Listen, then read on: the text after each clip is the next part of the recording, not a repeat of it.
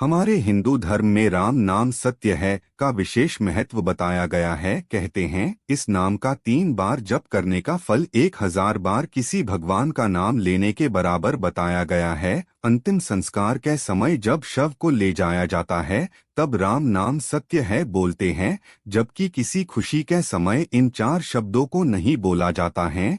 तब हर किसी के मन में यह सवाल उठता है कि किसी की मृत्यु के पश्चात ही क्यों इन शब्दों का उच्चारण होता है। तो आइए इसे समझते हैं।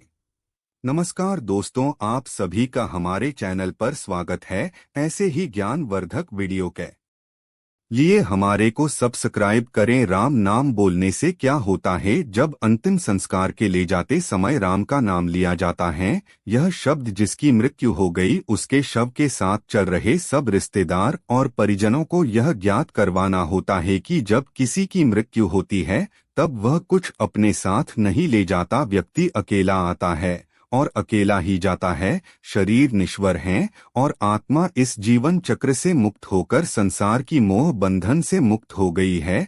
तो अब इस मृत शरीर का कोई अर्थ नहीं है और केवल एक राम का नाम ही है जो सत्य है। इस राम नाम के जब से यह एहसास होता है कि वह व्यक्ति इस संसार से चला गया है। जब व्यक्ति चला जाता है तब उसके स्नेही जन बहुत दुखी होते हैं। इस अटल मृत्यु की वेदना को वह सहन नहीं कर पाते हैं। उस समय जब इस राम नाम का जाप करने से उनको उस दुहक को सहने की शक्ति मिलती है, उनकी यह वेदना कम होकर उन्हें मानसिक शांति मिलती है। जब घर के किसी बुजुर्ग की मृत्यु होती है तब घर के सारे उनके रिश्तेदार पैसों के बंटवारे के पीछे लग जाते हैं और फिर संबंधों में कड़वाहट हो जाती है। वह यह नहीं समझ पाते हैं कि यह सब लोभ और मोह की माया है। कभी उनकी भी मृत्यु होगी। जो जैसा कर्म करता है वह उसे भोगना पड़ता है, अर्थात उसका अगला जन्म उसी के आधार पर निश्चित किया जाता है।